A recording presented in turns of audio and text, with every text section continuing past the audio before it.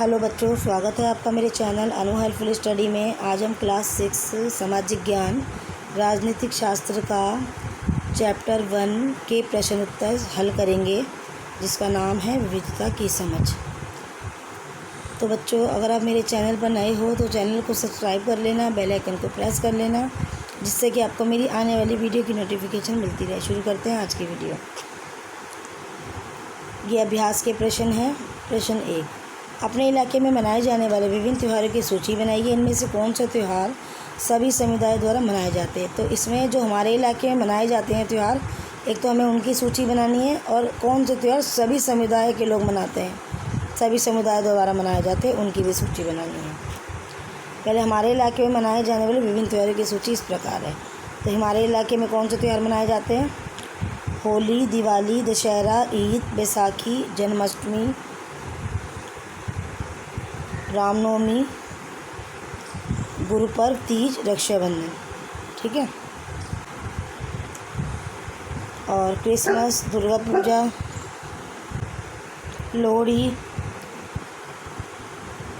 ये सब क्या है? हमारे विभिन्न त्योहारों की सूची है जो हम मनाते हैं।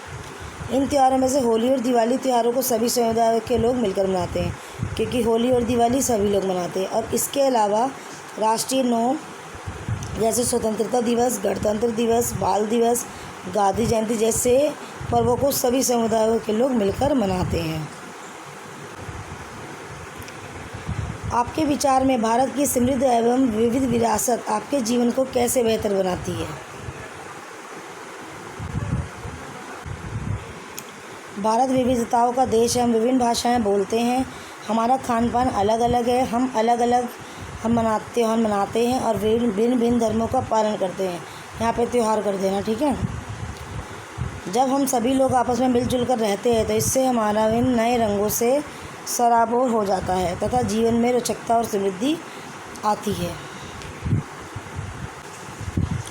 आपके अनुसार अनेकता में एकता का विचार भारत के लिए कैसे उपयुक्त है? भारत की खोज किताब लिए गए इस वाक्यांश में नेहरू भारत की एकता के बारे में क्या कहना चाह रहे हैं? जवाहरलाल नेहरू ने अपनी किताब भारत की खोज में लिखा कि भारतीय एकता कोई बाहर से थोपी हुई चीज़ नहीं, बल्कि बहुत ही गहरी है, जिसके अंदर अलग अलग तरह के विश्वास और प्रथाओं को स्वीकार करने की भावना है। इसमें विविधता को पहचाना और प्रोत्साहित किया जाता है। ये विविधता है, ठीक है। इसमें विविधता को पहचाना और प्रोत्साहित किया जाता है। यह नेहरू ही थे जिन्होंने भारत की विविधता का वर्णन करते हुए अनेकता एकता का विचार हमें दिया। नेहरू जी ने भारत में अनेकता का वर्णन अग्रलिखित रूपों में किया है। पहला, रंग रूप की विविधता, भाषा की विविधता, त्योहारों और रीति रिवाजों की विविधता, व्यवसायों की विविधता और धर्म की विविधता। ठीक है। तो ये हो गया रंग रूप की विविधता, खान पान की विविधता, भाषा की विविधता है, त्योहारों और रीति रिवाजों की विविधता है, व्यवसायों की विविधता है, धर्म की विविधता। व्यवसाय क्या होते हैं? जो हमारे काम होते हैं, सबके काम क्या होते हैं? अलग अलग होते हैं। रंग रूप सबका अलग होता है, खान पान अलग होता है हमारा, भाषाएं हमारी अलग होती है, हिंदी, उर्दू, पंजाबी, गुरुमुखी, ठीक है, फारसी। काम अलग होते हैं, त्यौहार अलग होते हैं, सबके रीति रिवाज अलग होते हैं, ये सबकी विविधता है। धर्म भी हमारे अलग होते हैं, तो उसकी विविधता है, ठीक है। तो लेकिन नेहरू जी क्या कहते हैं? इन सभी विविधताओं के बावजूद भी, मतलब इसके अलावा भी, हम सभी क्या हैं? हम भारतीय हैं। यह हमारी अनेकता में एकता का दर्शन कराता है। जलियांवाला बाग हत्याकांड के ऊपर लिखे गए गाने की उस पंक्ति को चुनिए जो आपके अनुसार भारत की एकता को निश्चित रूप से झलकाती है। जलियांवाला बाग हत्याकांड के ऊपर लिखे गए गाने की पंक्ति भारत की एकता की झलक प्रस्तुत करती है। हिंदुओं मुस्लिमों की होती है आज होली, बहते हैं एक रंग में, दामन भिगो के जाना। मतलब हिंदू मुस्लिमों की एक ही रंग में होली होती है। जब वहाँ पे जलियांवाला हत्याकांड हुआ था, काफ़ी लोग मारे गए थे बेगुनाह, ठीक है। तो ये लाइन उससे है, बहते हैं एक रंग में, दामन भिगो के जाना।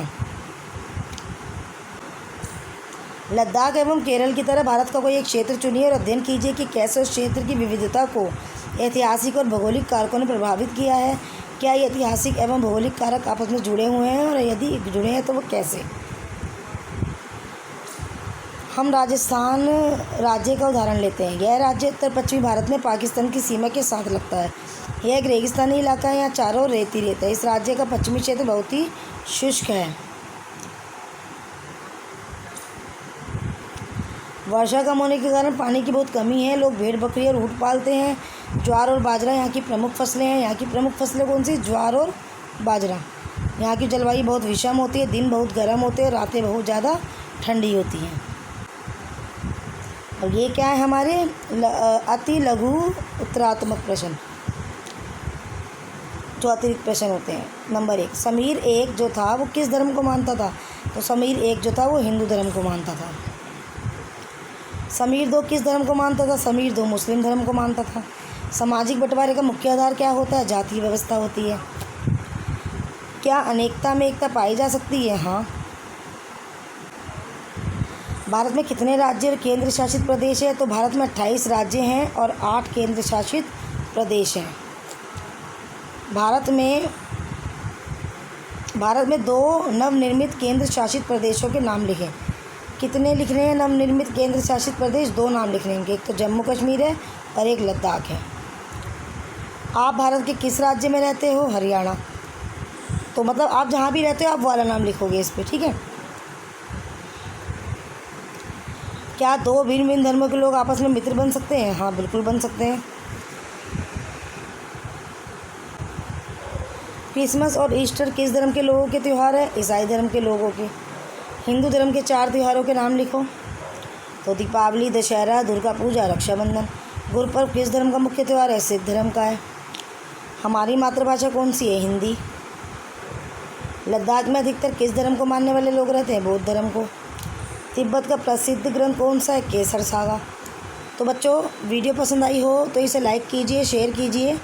ये हमारी वीडियो समाप्त हो गई है, इसको आप नोट डाउन कर लेना। अब बच्चों, थैंक यू बच्चों, मिलते हैं नेक्स्ट वीडियो के साथ।